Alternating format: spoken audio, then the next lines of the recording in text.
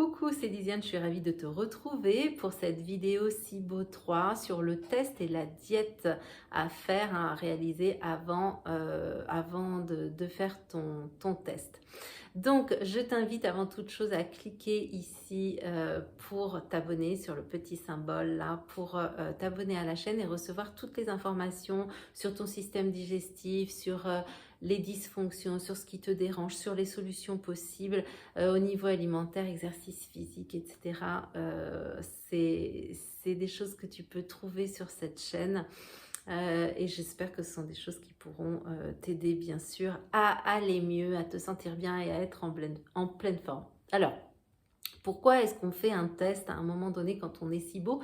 Tout simplement parce que, ou quand on suppose qu'on est SIBO, ou qu'on l'envisage en tout cas, tout simplement parce que ça va permettre de croiser en tout cas tout ce que tu peux décrire, hein, l'ensemble des choses qui te dérangent, de ce qui dysfonctionne. On va croiser ça avec les résultats du test. On va croiser ce que tu ressens avec les résultats du test. Et les dérèglements que tu identifies, ils correspondent en général, et je dis bien en général, au type de fermentation qui va exister à l'intérieur de ton intestin grêle. Ces fermentations, ce sont soit des fermentations au méthane, soit des fermentations à l'hydrogène, soit un ensemble de ces deux gaz, hein, qui sont présents dans ton intestin. Alors, quand tu as une production excessive de méthane, en général, et je dis bien en général, tu vas plutôt te retrouver dans le profil des constipés.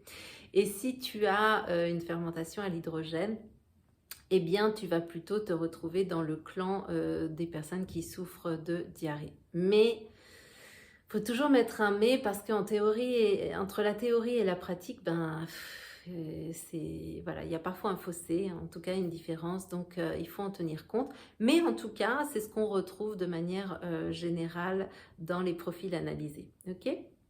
Alors, c'est très important, en tout cas, de savoir si tu es SIBO-méthane, SIBO-hydrogène, parce que il faut cibler les bonnes bactéries, les bactéries incriminées quand tu vas faire ton traitement, sinon ça va être compliqué de t'en sortir. Et c'est pourquoi ce test peut avoir son importance. Alors, quand tu fais ce test, tu vas t'adresser à des labos. Je te mettrai en description des liens vers des labos, un que j'ai testé moi-même et d'autres que je n'ai pas testé, mais ça n'a aucune importance, hein. Je pense qu'ils sont très bien. Je te mettrai en tout cas ceux en qui j'ai confiance. Il y a plusieurs choses à laquelle tu dois faire attention. En tout cas, une chose là, très importante à laquelle tu dois faire attention. Tu vas avoir à boire à un moment donné une solution qui peut être une solution de lactulose ou une solution de glucose. En général, ce sont ces deux-là. Alors, moi, je t'invite à choisir vraiment le lactulose plus que le glucose et je vais t'expliquer pourquoi. Quand tu consommes le lactulose, ça va entraîner un pic d'hydrogène et de méthane dans les 120-180 minutes qui suivent l'ingestion. Et ça correspond à l'arrivée de ta bouillie alimentaire dans le grêle. D'accord? Le glucose, lui, il va être absorbé beaucoup plus vite. Il va être absorbé très vite et les résultats, évidemment, ils vont pas être les mêmes en fonction du substrat que tu ingères. Le lactulose, lui, il ne peut être absorbé que par les bactéries SIBO. D'accord? Donc ça, c'est déjà, ça nous donnera une fiabilité pour le résultat des tests. Alors que le glucose, lui, il peut être traité par nos enzymes. Et l'autre problème du glucose, c'est que comme il est absorbé très vite, donc dans la première partie, tu vois, du grêle, eh bien, si tes bactéries sont en fin de parcours, et c'est ce que montrent les études, hein, souvent quand tu es SIBO, c'est plutôt à la fin du tube du grêle, qui fait quand même 6-7 mètres, qu'on va trouver ces bactéries-là. Donc, le test au glucose, il ne va pas forcément, et souvent, il ne nous donne pas ces résultats parce qu'il est absorbé dans le haut du grêle, il est absorbé trop tôt. D'accord? Donc, c'est pas c'est pas super fiable du coup. Donc moi, je t'invite encore une fois à donner la priorité à un test avec une solution de lactulose. Ça sera vraiment bien plus fiable. Hein, c'est pas la peine d'en faire un puis de se rendre compte qu'il faut en faire un deuxième parce que les résultats sont pas bons. Donc, tu es décidé à faire le test, mais il y a des petites choses à faire avant ce test. Le mois qui précède le test, tu dois arrêter, en tout cas ne pas prendre d'antibiotiques un mois avant de faire ton test. Tu ne dois faire ni coloscopie, ni irrigation du côlon un mois avant ton test. Je te déconseille les lavements également. La semaine qui précède, tu arrêtes les antiacides, d'accord? Ces médicaments qui t'empêchent, qui empêchent la production d'acide chlorhydrique à l'intérieur de ton estomac. Donc, tu arrêtes ce genre de médicaments. Tu arrêtes les probiotiques et les aliments probiotiques. Hein, donc, ça concerne aussi les kéfirs, les kombucha, les aliments lactofermentés et les fromages qui ont de bonnes bactéries comme ça fermentées. Donc, on arrête les yaourts aussi, d'accord? Et tu arrêtes tous les traitements antifongiques également. Et puis, un jour avant le test, tu arrêtes les laxatifs si tu en prends et tu arrêtes les enzymes et tout autre complément alimentaire que tu prends, notamment s'ils sont à visée digestive.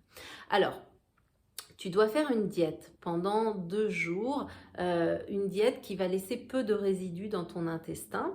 Donc, c'est pas forcément une diète très facile, c'est pas très équilibré non plus, c'est vrai, mais ça dure que 2 jours et c'est vraiment très important de la faire si tu veux avoir des résultats, des résultats fiables au niveau de ton test.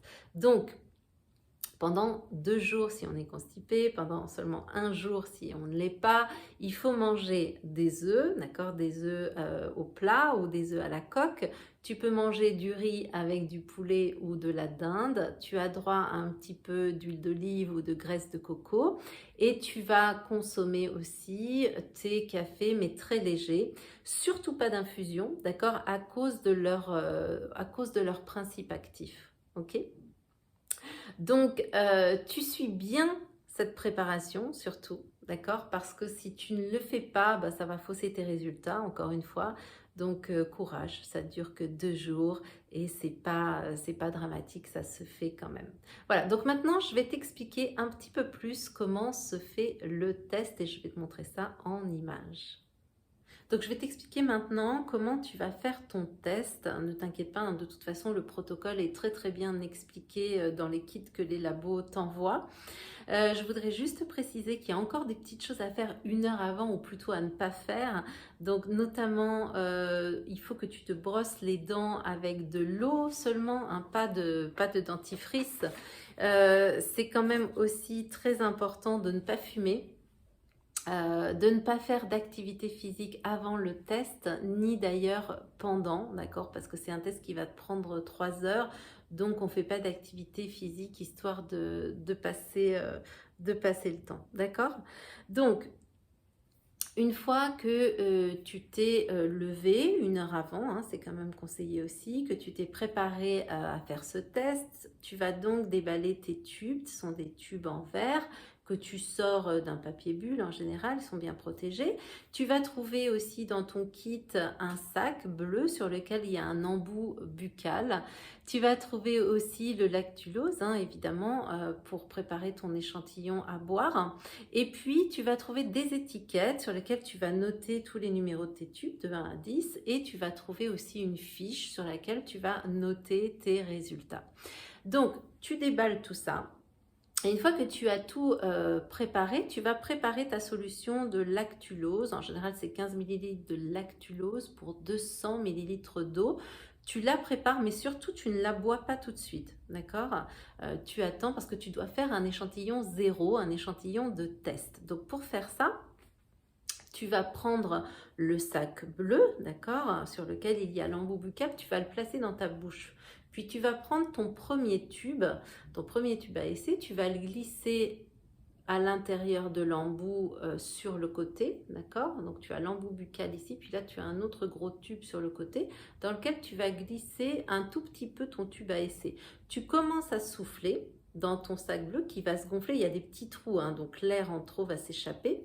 Et puis une fois qu'il est gonflé, tu vas doucement faire entrer le tube à essai. Il y a une aiguille ici qui va percer le bouchon de ton tube à essai. Et à ce moment-là, parce que tu continues à souffler tranquillement, eh bien l'air va aller dans ton tube à essai. D'accord? Donc tu ne forces pas ta respiration, tu inspires et tu souffles en continu, très calmement.